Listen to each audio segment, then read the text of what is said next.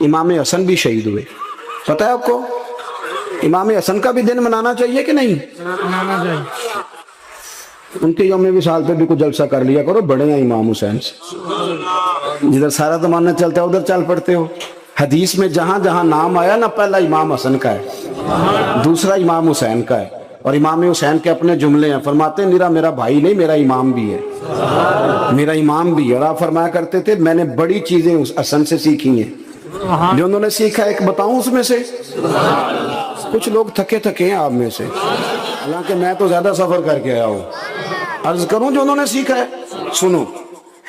امام حسین خود بتاتے ہیں، فرماتے ہیں کہ اب میرے بھائی نا امام حسن اپنی ایک بیوی کو طلاق دینا چاہتے تھے. اختلاف شدید ہو گیا، بات طلاق تک آ گئی.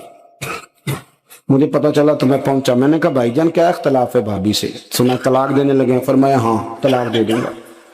چلی گئی ہے میکے. فرمایا بتائیں غلطی کیا، کیوں دے رہے ہیں؟ تو امام حسن فرمانے لگے حسین آپ نے قرآن نہیں پڑھا؟ سبحان اللہ. میں نے کہا جی پڑھا ہے، بتائیں. کہنے لگے اللہ فرماتا ہے ہن لباس لکم وانتم لباس لہن، مرد عورتوں کا لباس ہے، عورتیں مردوں کا لباس ہیں. فرمایا میری بیوی میں کوئی کمزوری ہوگی تو میں پردہ ڈالوں گا کہ دنیا کو بتاؤں گا؟ امام حسین کہتے ہیں میں نے اٹھ کے بھائی کا ہاتھ چوما.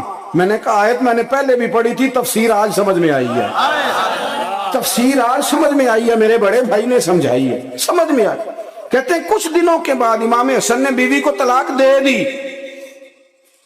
میں پھر آیا اور میں نے کہا میرے شانوں والے بھائی آپ بھی بتا دیں کیا مسئلہ تھا. تو کہتے ہیں میرا ماتھا چوما میرے بڑے بھائی نے اور کہنے لگے حسین چھوڑ، وہ غیر محرم بی بی ہے، میں کسی غیر کی باتیں تیرے ساتھ کیا کروں. طلاق دے دی، غیر محرم ہو گئی، اب اس کا ذکر کیا چھیڑنا. کہتے ہیں میں سمجھ گیا کہ میرا بھائی قرآن کی اس روح کو جانتا ہے جو حسین تک بھی پہنچ رہی ہے. بھائیو امام حسن رضی اللہ تعالیٰ عنہ، آپ کو پتہ ہے یہ کائنات کا وہ عظیم شخص ہے، حسن ابن علی، وہ عظیم ہستی ہے جس نے تاج چھوڑ دیا، تخت چھوڑ دیا، پر نبی پاک کی امت کو جوڑ دیا. نبی کریم نے ان کو اپنے ساتھ بٹھا کے کہا تھا، صحیح بخاری میں موجود ہے، کہا یہ میرا بیٹا حسن سید ہے، یا مسلمانوں کی دو جماعتیں لڑیں گی تو یہ صلح کرائے گا. حضرت امام حسن نے تخت چھوڑا، تاج چھوڑا، لیکن مسلمانوں کو آپس میں اتنی بڑی قربانی، اتنی بڑی قربانی.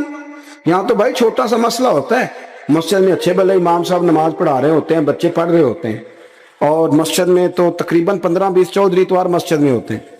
تھوڑے پنڈ تو نہیں ہیں جی؟ چلو اللہ کا شکر ہے جی، اتنے نہیں تھوڑے نے، چلو اللہ کرے وہ بھی نال ہی رل جان. درویشی چنگی چدرا دا کی کرنا ہے. تو ویسے میں نے دیکھا ہے تھوڑی سی جو کسی شہر کی بڑی مسجد ہوتی ہے اس میں 15-20 چودھری ہوتے ہیں، اور مولوی صاحب کی مجبوری ہے سب کی مان کے چلنا. دو کی نہ مانے قاری صاحب، دو کی. اب وہ یہ نہیں دیکھیں گے کہ دین کا نقصان ہو رہا ہے، مسجد کا مسئلہ ہے، بچوں کا مسئلہ ہے، ان کو تو ذات کا مسئلہ ہے. میری نہیں مانی لیتا چھٹی. وہ خدا کے بندو، ہم 2 منٹ کے لیے چدراہٹ نہیں چھوڑتے، دین کا نقصان کر دیتے ہیں. امام حسن نے پوری حکومت چھوڑ دی، پوری حکومت. اتنا بڑا سخی کم آپ کو ملے گا جو سخاوت کرے اور نبی کی امت کو بچائے صلی اللہ ہو.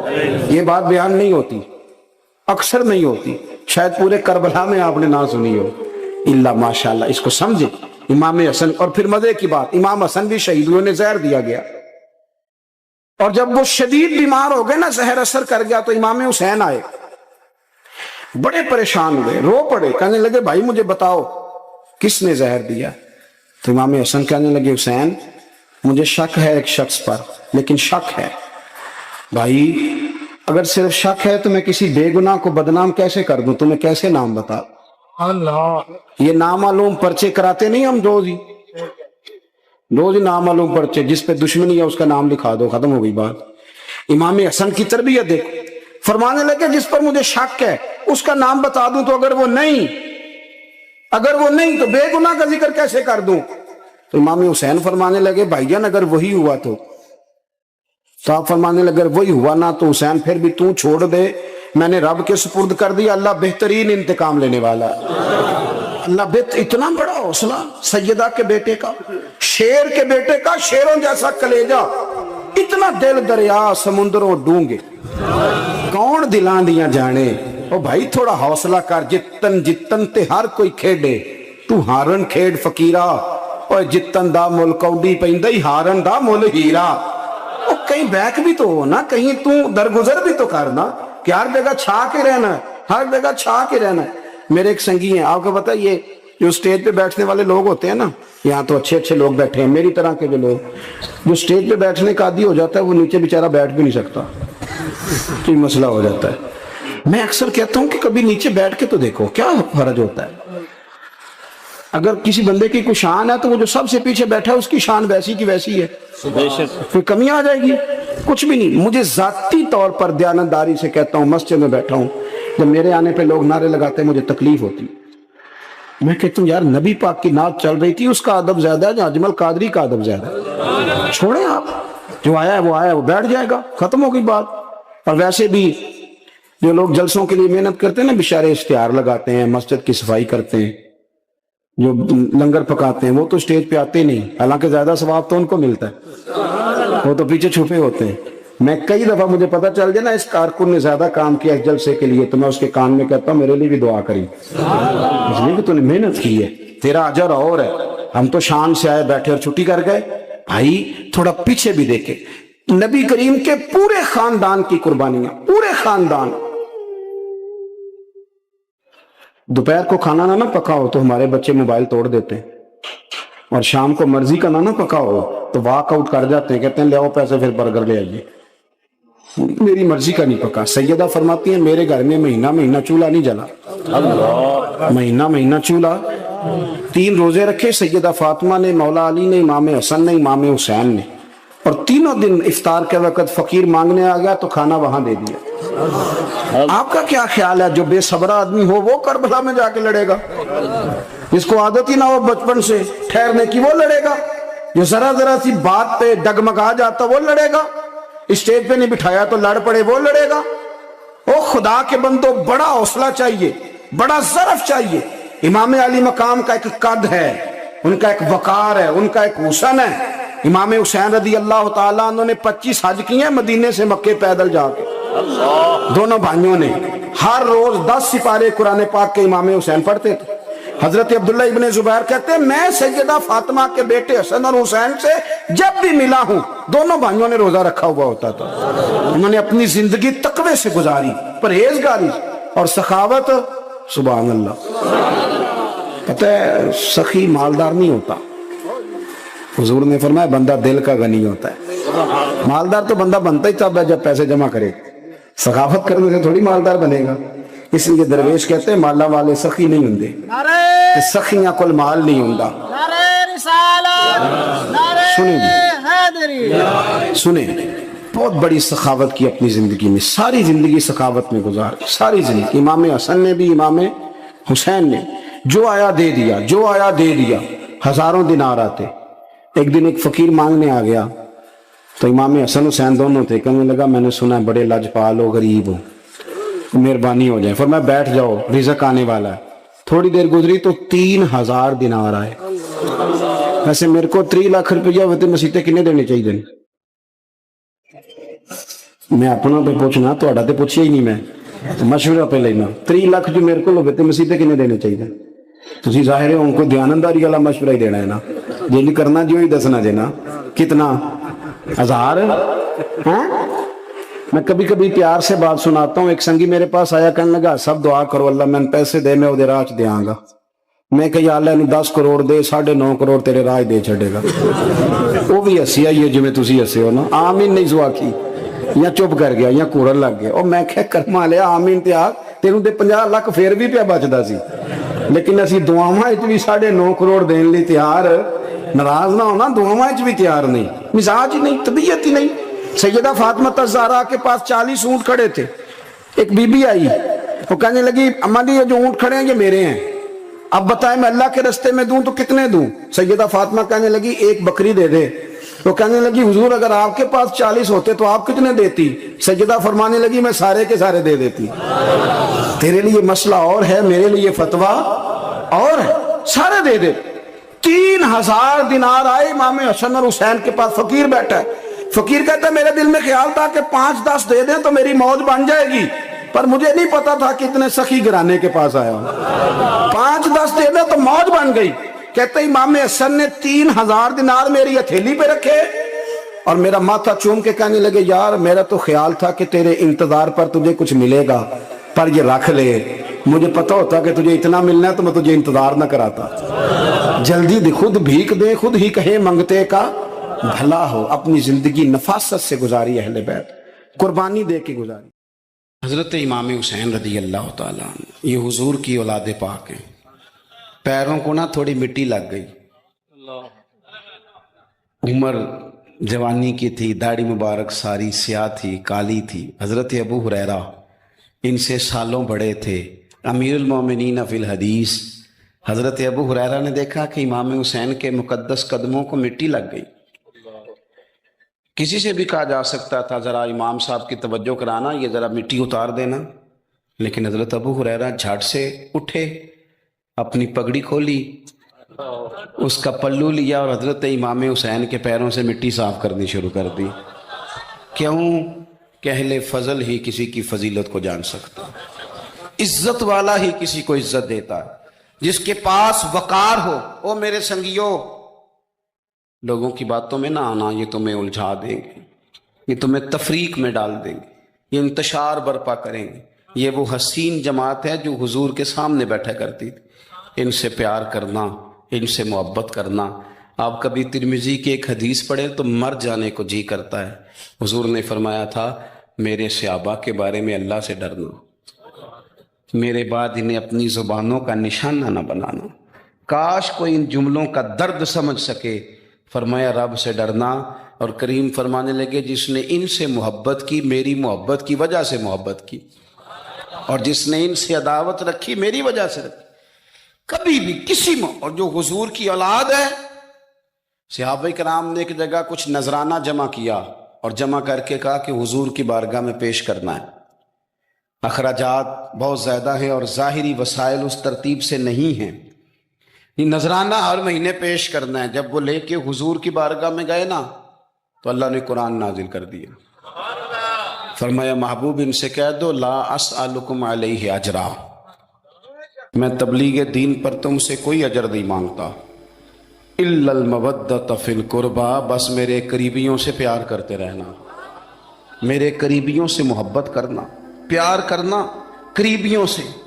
یہ علی المرتضیٰ ہیں، یہ فاطمہ ہیں، یہ ان کا خاندان ہے، یہ ختیجہ ہیں، یہ عائشہ ہیں، یہ میمونہ ہیں، یہ حفصہ ہیں، ان سے پیار کرنا، میرے قریبیوں سے محبت کرنا۔ ہمارے دلوں میں حضور کی اولاد کا پیار ہونا چاہیے، طبیعتوں میں احترام ہونا چاہیے، ہمارا مزاج ہمارا دل ان کے لیے دھڑکنا چاہیے، ہمارے لہجے ہمارے انداز ہمیشہ ان کے حق میں نرم ہونے چاہیے۔ میں کہہ چکا ہوں سید کا صرف عقیدہ ٹھیک ہونا شرط ہے، باقی آپ تحقیق اور تفتیش میں نہ پڑیں، وہ جانے رب جانے۔ آپ کوشش فرمائیں ہماری اولادیں، ہم خود اور اہل فضل کا ادب کبھی نہ چھوڑیں۔ دوسری بات آپ سے یہ عرض کرنی ہے، اس کو اچھی طرح سمجھ لیں کہ قومیں اپنے اسلاف سے بڑی ہوتی ہیں ہمیشہ۔ بڑا ہم ہوتا ہی وہ ہے جس کا کوئی بڑا ہوتا ہے، جس کا کوئی بڑا نہیں ہوتا وہ کبھی بھی بڑا۔ یہ کچھ عرصے سے ٹرینڈ چلا ہے، اگرچہ یہ درست نہیں ہے۔ آپ کسی سنار کی دکان پہ جائیں تو اس نے اپنے پیچھے نا اپنے والد صاحب کی اور دادا کی فوٹو لگائی ہوتی ہے۔ حکیم کی دکان پہ چلے جائیں، کپڑے والی دکان پہ چلے جائیں تو اس نے پیچھے اپنے دادا کی والد کی فوٹو لگائی ہوتی ہے۔ اگرچہ یہ درست نہیں، تصویریں نہیں لگانی چاہیے، تصویریں ان کی کیا پیروں کی بھی نہیں لگانی چاہیے۔ جہاں تصویر ہوتی ہے وہاں نماز کیسے پڑھی جائے گی؟ فرشتہ رحمت کا نہیں آئے گا۔ یہ تو اب ایک ضرورت بن گئی، تو اب ضرورت کیا، اب تو خیر نفسیاتی مسئلہ بن گیا ہمارا، یہ نفسیاتی مسئلہ ہے۔ یعنی سلام بعد میں فوٹو پہلے، یعنی سیانے سیانے لوگ، اور یہ ہمیں ایسے کھیل تماشے میں لگایا گیا ہے کہ میں ڈھیر سارے لوگوں پر غور کرتا ہوں، پھر ان کے لیے دعا کرتا ہوں کہ یا اللہ ان کی مدد فرما۔ یعنی اس طرح کی حالت ہے کہ وہ زندہ ہی موبائل کے اندر ہے، ہر چیز ہی۔ مجھ سے ایک دفعہ ایک صاحب نے پوچھا مولوی آج کل بڑے لڑ رہے ہیں، میں نے کہا وہ 4-5 ہے جن کو آپ موبائل پہ دیکھتے ہیں، آپ میرے ساتھ آئیں، میں آپ کو 20 اور سینکڑوں شیخ الحدیث بتاتا ہوں جو سکون سے بیٹھ کر رسول اللہ کا دین پڑھا رہے ہیں۔ تو آپ مسئلہ صرف یہ ہے کہ ہم نے کل زندگی وہ سمجھ لی ہے جو موبائل کے اندر ہے۔ بہرحال وہ تصویر لگائی ہوتی ہے سونار نے بھی اور حکیم نے بھی اور ڈاکٹر نے بھی اور بہت سارے لوگوں نے کہ جناب اب یہ جو تصویر لگاتے ہیں تو اس کے پیچھے پوری حکمت ہوتی ہے. آپ ان سے پوچھتے ہیں یہ فوٹو کیوں لگائی ہے تو وہ کہتے ہیں ہم یہ بتانا چاہتے ہیں کہ یہ کام آج نہیں ہم نے شروع کیا, ہمارا شجرہ پرانا ہے, ہمارے باپ دادا سارے یہی کام کرتے تھے, ہمارا خاندانی ورثہ ہے.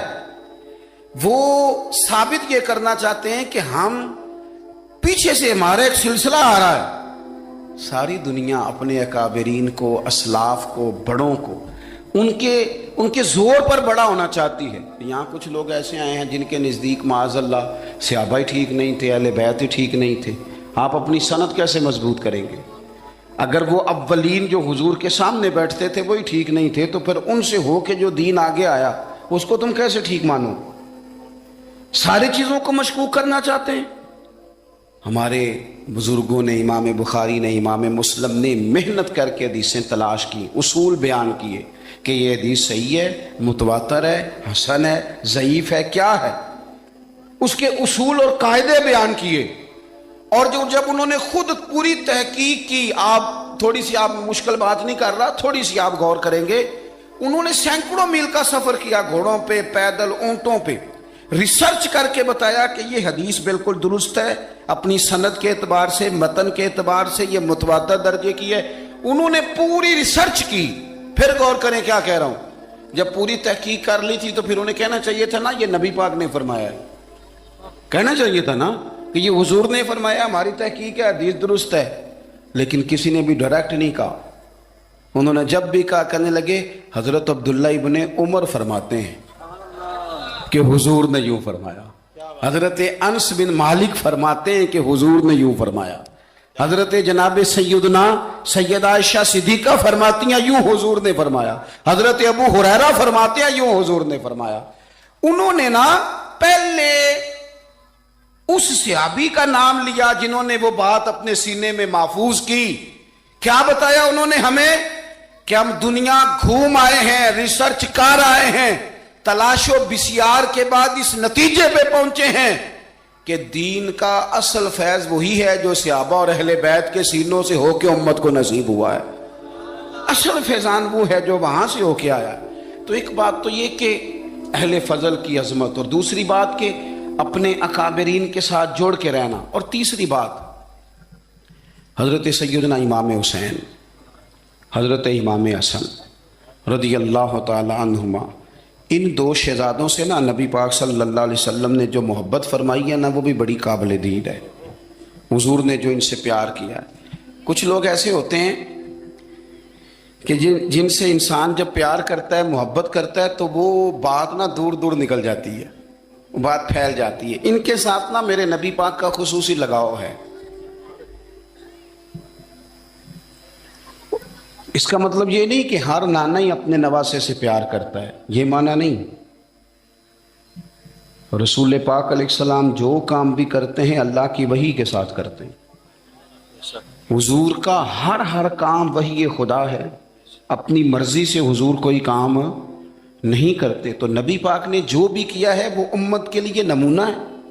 حسنین کریمین سے جو حضور کا پیار ہے, جو نبی پاک علیہ السلام کی ان کے ساتھ والہانہ محبت ہے. اعلیٰ حضرت بریلوی نے حدیث لکھی ہے, راوی حضرت عثمان غنی ہے رضی اللہ تعالیٰ عنہ. حضور سید عالم صلی اللہ تعالیٰ علیہ وآلہ وسلم نے نا گھر میں پیغام بھیجا, فرمایا فاطمہ سے کہو ذرا حسن حسین کو تو بھیجے. یہ سارا دن ہی حضور کے پاس رہتے ہیں, سارا دن ہی, لیکن وہ جو والہانہ پن ہے, جو محبت ہے, جو ان کے ساتھ محبوب کا خاص لگاؤ ہے, سیدہ سے کہو ذرا شہزادوں کو بھیجے, تھوڑی سی دیر ہو گئی آنے میں. اعلیٰ حضرت فرماتے ہیں یوں لگتا جیسے سیدہ فاطمہ کپڑے نہیں ماں بدلنے لگتی بچوں کے, خوشبو نہیں لگانے لگتی, تھوڑی تیاری میں دیر ہو گئی تو محبوب نے نظریں جمائی ہیں اس حجرے کی طرف جہاں سے امام حسن اور حسین نے آنا ہے. رحمت کے عجب ہی جمیلے ہیں, حسنین یہاں پر کھیلے ہیں. تو دونوں شہزادوں جب دروازہ کھلا تو حضرت عثمان غنی کہتے ہیں بچے جب نکلے نا دونوں تو یہ کوئی 10 15 50 100 میل دور سے تھوڑی آ رہے ہیں, تو یہیں رہتے ہیں. محبوب کے قرب خاص میں انہیں سایہ کرم ہر وقت نصیب ہے. لیکن نبی کریم علیہ السلام کا جو والہانہ پن ہے، جو ان کے ساتھ حضور کا رشتہ محبت ہے، جیسے ہی دونوں شہزادے آئے، حضرت عثمان غنی فرماتے ہیں محبوب نے مقدس گھٹنے زمین پہ رکھ دیے اور دونوں بازو کھول دیے. ایک شہزادہ اس سینے سے لگ گیا، اس کندھے سے، ایک اس کندھے سے لگ گیا. اور پہلے بھی حضور پیار کرتے تھے، پر آج تو رخ ہی بدل گیا بات کا. اللہ کے پیارے حبیب علیہ الصلوۃ والسلام فرمانے لگے، اے اللہ، یہ دونوں شہزادے کندھے سے لگے ہوئے، حضور فرمانے لگے، اے اللہ، میں ان دونوں سے محبت کرتا ہوں، تو بھی ان سے محبت فرما. اور کہا، اے اللہ، جو جو میرے حسن حسین سے محبت کرے تو ان سب سے محبت فرما، تو ان سب سے پیار کر جو میرے حسنین سے پیار کرے. اللہ کے پیارے محبوب علیہ السلام کی محبت جب حضور کو، بھئی جس چیز کی طرف محبوب نے ایک دفعہ دیکھا ہے نا، وہ غار ثور میں حضور ایک دفعہ گئے ہیں، 3 دن قیام کیا، ایک دفعہ گئے، تو ہمارا تو کئی بار جانے کو دل کرتا ہے. جہاں حضور تھوڑی دیر قیام فرمائیں اس جگہ سے پیار ہو جاتا ہے. اور جن شہزادوں سے حضور اس والہانہ انداز میں پیار کریں، ان کی محبت، ان کا پیار ہمارے دلوں میں ہونا چاہیے. اور کچھ نہ ہمارے جذبات ہونے چاہیے، کچھ ہمارے جذبات میں والہانہ پن ہونا چاہیے ان شہزادوں کے لیے. آج کل نا ہمارے ہاں دور ہے تقریروں کا، پوسٹیں لگانے کا، اپنی اپنی اور ویسے بھی جو جو ہم لکھ رہے ہوتے ہیں، جو بول رہے ہوتے ہیں، وہ اپنے لیے نہیں ہوتا الا ماشاءاللہ، وہ تو سامنے والے کے لیے ہوتا ہے. وہ تو حضرت مجدد الفسانی رحمۃ اللہ علیہ کے حالات پہ ایک سیرت نگار نے لکھا ہے کہ آپ نے ایک شخص کو نا اپنے سلسلہ نقشبندیہ میں اجازت دی کہ اب آپ بھی آگے اللہ اللہ بتائیں، تربیت کریں، یہی طریقہ ہوتا تھا. تو ان کو خلافت دے دی، اب وہ سلسلہ طریقت میں آگے اشاعت سلسلہ کا کام کریں گے. کچھ عرصے کے بعد وہ خلیفہ صاحب نے حضرت شیخ کو خط لکھا تو کہنے لگے، حضور آپ نے فقیر کو اجازت دی تھی، اب میں تقریر بھی کرتا ہوں، تدریس بھی کرتا ہوں، تصنیف بھی کرتا ہوں. تو حضرت فرمانے لگے، آپ بہت اچھے کام کر رہے ہیں، رب آپ کو برکت دے، پر یہ سارا کچھ تو آپ لوگوں کی اصلاح کے لیے کر رہے ہیں، کچھ اپنے لیے بھی کرتے ہیں. رات کو تہجد میں اٹھ جاتے ہیں، کچھ اللہ کے حضور رونا نصیب ہو جاتا ہے، کچھ آپ کو درود و سلام کی کیفیات نصیب ہوتی ہیں. یہ تو جو کچھ ہے الحمدللہ بہت اچھا ہے، قابل تعریف ہے، پر یہ تو آپ خدمت دین کا کام کر رہے ہیں نا، لوگوں کی. آپ اپنے لیے کیا کر رہے ہیں، یہ بھی تو مقام غور ہے. بہت ساری چیزیں آج ایسی ہیں جو تقریروں میں، تحریروں میں، لیکن ہمارے پرانے بزرگ جو تھے ان کا حسین کی وہ شخصیت تھی کہ مشکات میں حدیث ہے، نبی پاک صلی اللہ تعالی علیہ وسلم کی چچی جناب ام فضل صبح صبح گھبرائی حضور کی بارگاہ میں آئیں، عرض کی، یا رسول اللہ صلی اللہ علیہ وسلم، آج میں نے عجیب خواب دیکھا ہے، میں ڈر گئی ہوں. حضور نے فرمایا، چچی کیا دیکھا؟ عرض کی، حضور میں نے دیکھا ہے کہ آپ کے وجود کا گوشت کا ایک ٹکڑا کٹ کے میری جھولی میں آ گیا ہے. حضور یہ کیا ہے؟ تو محبوب خواب سن کے مسکرائے، فرمایا، چچی یہ پریشانی والا خواب نہیں، یہ تو خوشی والا خواب ہے. اللہ فاطمہ کو بیٹا عطا کرے گا اور وہ تیری گود میں کھیلا کرے گا. چونکہ وہ میرے وجود کا ٹکڑا ہوگا لہذا خواب تجھے یہ آئی ہے. تو امام حسین پیدا ہوئے، امام حسن کی عمر ابھی 11 مہینے تھی، تو نبی پاک نے امام حسین کو جناب ام فضل اپنی چچی کی گود میں دے دیا کہ فاطمہ کے لیے دونوں بچے سنبھالنا مشکل ہوگا. وہ خواب اس طرح پوری ہوئی. امام حسین سے حضور نے بڑا پیار کیا، بڑی محبت فرمائی نبی پاک سے. کچھ حدیثیں میں نے جمعے میں عرض کی تھیں. حضرت ابو ہریرہ رضی اللہ تعالیٰ عنہ کہتے ہیں، یہ واحد بچہ تھا حضور کے گھرانے کا کہ میں نے دیکھا کہ نبی پاک صلی اللہ علیہ وسلم بیٹھے تھے تو یہ حضور سے کہہ رہے ہیں، نبی پاک سے، کہ نانا جی اٹھ کے کھڑے ہو. کہتے ہیں حضور کھڑے ہو گئے تو کہنے لگے، میں نے آپ کے برابر جانا ہے. بچے جو مرضی ضد کر لیتے ہیں نا. قد چھوٹا تھا، عمر 7.5 سال تھی. کہنے لگے، نانا میں نے برابر جانا ہے. تو نبی پاک صلی اللہ علیہ وسلم نے ہاتھ پکڑ لیے، فرمایا چل پھر ہو جا برابر. تو حضرت ابو ہریرہ کہتے ہیں انہوں نے، حضور نے ہاتھ پکڑے، اوپر کھینچا تو امام حسین نے پہلے اپنے پیر حضور کے گھٹنوں پہ رکھے، پھر نبی پاک کے سینے پہ رکھے، اور جب ان کا قد سر تھوڑا سا حضور سے اونچا ہو گیا تو محبوب فرمانے لگے، چل بس کر، تو نے تو کہا تھا آپ کے برابر ہونا ہے، تو اوپر نکل گیا ہے. چل بس کر. فرماتے پھر امام حسین نے زبان باہر نکالی تو محبوب ان کی زبان چوسنے لگے, پھر ساتھ لٹا لیا اور انہیں سونگنے لگے. تو میں نے عرض کی حضور آپ حسین کو سونگتے کیوں ہیں؟ تو فرمایا ابو ہریرہ مجھے حسین کے وجود سے جنت کی خوشبو آتی ہے, مجھے حسین کے وجود سے جنت کی. ایک دن حضور گزر رہے تھے, اصل اس طرح تھا کہ یہ نبی پاک کا حجرہ تھا. جن لوگوں کو اللہ نے مدینے کی زیارت کرائی ہے وہ جان سکتے ہیں نبی پاک کا حجرہ تھا. تو حضور کے حجرے کی اس جانب یعنی مسجد کی جو بالکل سیدھ ہے اس کی بیک میں سیدہ فاطمہ رہتی. تو حضور اکثر نہ نماز کے لیے جب نکلتے تو حضرت فاطمہ کے حجرے کے پاس سے ہو کر دوبارہ محراب میں جاتے. محبوب حجرے کے پاس سے گزرے تو امام حسین رو رہے تھے, تو حضرت فاطمہ نے کسی بات میں جھڑک دیا تو امام حسین رونے لگے. تو نبی پاک نماز کے لیے گئے تو واپس لوٹ آئے اور واپس تشریف لا کے کہا فاطمہ حسین کو کیا ہوا؟ عرض کی یا رسول اللہ تنگ کر رہے تھے میں نے ڈانٹ دیا ہے. کیا خوبصورت جملے ہیں حدیث پاک میں. سرکار نے فرمایا فاطمہ اس کو حسین کو نہ رونے نہ دیا کر, یہ جب روتا ہے نا تو میرے دل کو تکلیف ہوتی ہے. تو بی بی صاحبہ کہتی ہیں یہ حکم آیا نبی پاک کا میرے نا, پھر میں نے ڈانٹنا چھوڑ دیا. یہ ان کے فضائل تھے کم, ان کی تربیت خود نبی پاک نے فرمائی, خود ڈیوٹی. میں کسی منطق کا میں اب تو اللہ تعالیٰ معاف کرے, پہلے ہم لوگوں کو کہتے تھے فلانی مجلس میں نہ جانا فلانی, اب تو مصیبت بن گئی ہے, جانے کی ضرورت نہیں, ہر شے موبائل میں آ گئی. مجھے بھیجتے ہیں کہتے ہیں حضرت صاحب یہ ذرا سننا, یہ ذرا سننا. کل کراچی سے کچھ مہمان آ گئے تو بچوں نے وہ کلپ سنبھال کے یہ مولوی دیکھو کیا کہتا ہے. اب آیتیں پڑھی جا رہی ہیں قرآن پاک کی, اتنا ٹکڑا یہاں سے لیتے ہیں اتنا ٹکڑا یہاں سے لیتے ہیں اور ملا کے پتہ نہیں کون سا مکسچر بنا رہے ہیں. کسی آیت کا ترجمہ نہیں, کوئی واضح حدیث نہیں. ایسے ہوا ہوگا پھر اس کو اس سے جوڑ لیں تو کیا بنتا ہے, اتنی جمع کر لیں. یہ کون سا دین ہے جو توڑ مروڑ کے بیان کر رہے, کون سا مذہب ہے؟ دین تو واضح کھلی کتاب ہے. اب ہمارا یہ شوق ہے, ہم ہر تماشا دیکھنا چاہتے ہیں, ہم اپنے لوگوں کی قدر نہیں کرتے اور بڑی بڑی دور جا کے ہم غلط معاملات میں جاتے ہیں, پھر ذہن ہمارے شکوک کا شکار ہوتے ہیں. ہمیں سمجھنا چاہیے کوئی ایسی کسی دلیل کی ضرورت نہیں ہے. جب ان کے واضح چیزیں ان کی کتابیں میں موجود ہے, حدیث میں موجود ہے, قرآن مجید میں ان کے فضائل کھل کے موجود ہے, تو دور جانے کی کیا ضرورت. حضور ان کی ٹریننگ کراتے تھے. پہلی بات تو یہ ہے کہ نبی پاک نے دعا مانگی تھی, یا اللہ میرے گھر والوں کو زیادہ روزی نہ دینا, انہیں ایک وقت روٹی دینا, ایک وقت کی بھوک دینا. یہ جو 10 دن کربلا میں انہیں ٹینشن نہیں نہ ہوئی, انہیں عادت تھی فاقہ کرنے کی, انہیں 3 دن وصلی روزے رکھنے کی عادت تھی. پہلی بات. دوسرا یہ کہ جہاد کی تربیت حضور خود کراتے تھے. حضرت فاطمہ زہرا کہتی میں پردے کے پیچھے دیکھ رہی تھی, نبی پاک نے امام حسن اور حسین سے فرمایا چلو میرے سامنے کشتی لڑو. تو دونوں حضرات آپس میں جب کشتی لڑنے لگے تو نبی پاک نا امام حسن کو کہتے ہیں حسن حسین کو ٹانگوں سے پکڑو, حسن حسین کو پیچھے سے پکڑو. جب نبی پاک بار بار امام حسن کو بتا رہے تھے تو سیدہ پیچھے سے بول پڑی, کہنے لگی یا رسول اللہ آپ چھوٹے کو بتائے, آپ بڑے کو بتا رہے. بڑا تو پہلے 11 مہینے بڑا ہے, تو آپ چھوٹے کو بتائے بڑے کو بتا رہے. تو فرمایا فاطمہ تو چپ کرنا, جو میں دیکھ رہا ہوں تو نہیں نہ دیکھ رہی, ایک کو میں بتا رہا ہوں دوسرے کو جبریل امین بتا رہے ہیں. تو یہ حضور نے اپنے سامنے ان کی تربیت کی. وطن چھوڑنا ہے حسین کو.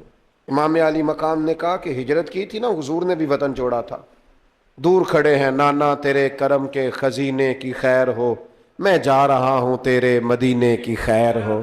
پھر حسین ابن علی وہاں سے نکلے, بچے ساتھ, ڈٹنا پڑا, بھوک پیاس, بچوں کا ساتھ, پھر بچوں کی شہادتیں, یہ ساری چیزیں انسان کو کمزور کر دیتی ہیں نا. لیکن جس کی شان بڑی ہوتی ہے اس کی آزمائش بھی بڑی ہوتی ہے. چھوٹی چھوٹی باتوں سے گھبرا جانے والی امت, ذرا ذرا سی بات پر پریشان ہو جانے والے لوگ, لڑکھڑاتے قدم, الجھے خیالات, بے چینیاں, بے قراریاں, بہتے آنسو اور ہر وقت مظلومیت کا اظہار کرتی قوم اگر اپنے قدموں پہ کھڑا ہونا چاہتی ہے, امت اگر پھر سے امت سازی چاہتی ہے, امت اگر کھڑے ہو کے اور اللہ کی عطا پر راضی رہ کر اپنی زندگی گزارنا چاہتی ہے, ایک ہی فارمولہ ہے, اس قوم کو امام حسین کی سیرت سے آگاہ کر دو. اس امت کو نبی پاک کے شانوں والے نواسے کی عظمتیں بتا دو. یہ جو لوگ سہمے ڈرے سے, پریشان سے, کمزور سے, गरीबी की बात करते, देहाती होने की बात करते, सहमी सहमी बातें करते। इन्हें कहो डरो ना, वो देखो परदेश में हुसैन इब्ने अली थोड़ी देर पहले हजरत अली अकबर की लाश मुबारक उठा के लाए हैं और ला करके खैमे में रखी है, लेकिन उन्हें पता है कल भी तो जाना है ना, उन्हें पता है ना कितने कुछ साल जीना है, बिल आखिर जाना तो है ना। जिस धज से कोई मक्तल में गया वो शान सलामत रहती है, इस जान की कोई बात नहीं, ये जान तो आनी जानी है। मौत बिस्तर पे भी आ जाया करती है, लेकिन जो मैदानों में डट के रहते हैं उनको तारीख जरा जिंदा रखा करती है। कमजोर जिंदगी ना गुजारो, डरी हुई जिंदगी ना गुजारो, और ये कभी ना कहो हाय हुसैन। हम हाय हुसैन वाले नहीं, हम वाह हुसैन वाले हैं। हमारे बुजुर्गों ने हमें यह सबक दिया है, हमने कहना वाह हुसैन। क्या कमाल कर दी इमाम अली मकाम ने, वाह हुसैन आपकी अजमत पे कुर्बान। इतने सारे दुखों के बावजूद जब शानों वाले नाना का शानों वाला पोता, अजमतों वाली मां का अजमतों वाला बेटा, जुर्रतमंद बाप का बेटा मैदान में निकलने लगा है, तो डरा डरा सहमा सहमा रो के दिलासे दे के आंसू पूछ के नहीं, बल्कि इमाम हुसैन ने डट के खड़े होके वो इमामा सर पे बांधा जो मोहम्मद अरबी ने अता फरमाया था, वो जुब्बा पहना जो नाना ने दिया था, वो तलवार पकड़ी जो शेरे खुदा मौला अली पकड़ते थे, और हुसैन मैयतों के बावजूद मैदान में आए, फरमाया सामने खड़े हो जाओ, तुम्हें खुतबा देना है, इसलिए कि मोहम्मद अरबी का तरीका है जुमे वाले दिन खुतबा दिया जाता है। पूरे वसूख से इत्माम हुज्जत किया। और हुसैन इब्ने अली ऐसे तो नहीं थे कि डरे बड़ा थे तो उनसे तलवार नहीं चली, उन्होंने तलवार चलाई, जो एक एक दो दो करके आते रहे वो कटते रहे, वो कटते रहे। फिर आवाज एक गूंजी पीछे से, वो अकेले अकेले क्यों जाते हो, तुम्हें पता है अली का बेटा है। अली का घर तो वो घर है कि जिस घर का हर एक बच्चा जिसे देखो वही शेरे खुदा मालूम होता है। अकेले अकेले जाओगे तो तुम चेहरे की रोशनी नहीं देख रहे, आंखों की सुर्खी नहीं देख रहे, मिजाज का वलवला नहीं देख रहे, तबीयत का बागपन नहीं देख रहे, और जवानी में शहादत की लज्जत से आशना मोहम्मद का नवासा नहीं देख रहे। जरा मिल के जाओ, हाँ हाँ हुसैन इब्ने अली शहीद हुए हैं पर शानो शौकत के साथ। हाँ हाँ हुसैन इब्ने अली दुनिया से तशरीफ ले गए हैं पर इज्जत वकार और अजमत के साथ। हाँ हुसैन इब्ने अली का सर कटा है, मुखालिफ ने तो अपनी तरफ से नेज़े की नोक पे चढ़ाया था, पर हुसैन का सर बोल बोल के कह रहा था देख लो मैं कट भी गया हूं फिर भी सबसे ऊंचा हूं, वो देखो मैं सबसे ऊंचा हूं, सबसे ऊंचा हूं मैं। ऐ हुसैन इब्ने अली, नाज़िशे आले नबी तुम पर सलाम। ऐ हुसैन इब्ने अली तुम पर सलाम, नाज़िशे आले नबी तुम पर सलाम। किसी ने एक बात की थी, उसने हद कर दी, उसने कहा मौर्रिख तू कितना को लिखेगा, खतीब तू कितना को वाज करेगा, ओ मुसन्निफ तू हुसैन इब्ने अली की शान में कहां तक बात करेगा। तू मेरे इमाम का बाकपन, उनकी जुर्रत, उनकी ताकत, उनकी हिम्मत, उनका कमाल, उनका सबर, उनकी इस्तकामत, उनका हौसला, उनकी जवामर्दी, उनकी हिम्मत कितनी को बयान करेगा, तू रहने दे। उसने कहा फिर क्यों रहने दूं। कहने लगे हुसैन इब्ने अली की शान रिफत कोई क्या जाने, ये हसन जाने। हुसैन इब्ने अली की शान रिफत कोई क्या जाने, ये हसन जाने, ये अली जाने, ये नबी जाने या खुदा जाने। हमारी ताकत नहीं है कि हम इमाम अली मकाम की अजमत को बयान कर, बस चुप कर मेरे अली, इत्थे जा नहीं हो। इमाम का तज़किरा बंदे को जवान करता है, बाहिम्मत करता है, जीने का हौसला देता है, मैदानों में खड़ा करता है।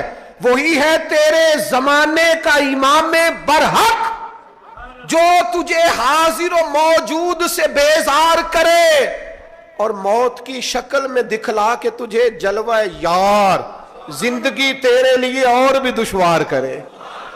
और पलटना झपटना, झपट कर पलटना, ये लहू गर्म रखने का है एक बहाना। लिहाजा ताकतवर बनो, बाहिम्मत बनो, کربلا کے واقعے سے طاقت حاصل کرو. پھر کہتا ہوں ہم ہائے حسین والے نہیں, ہم تو واہ حسین والے ہیں. ہمارا کہنا ہے کہ واہ حسین, اے حسین ابن علی تم پر سلام, نازش آل نبی تم پر سلام. ہم کہہ رہے ہیں واہ حسین, واہ حسین, واہ حسین, واہ حسین, یا حسین, واہ حسین, یا حسین.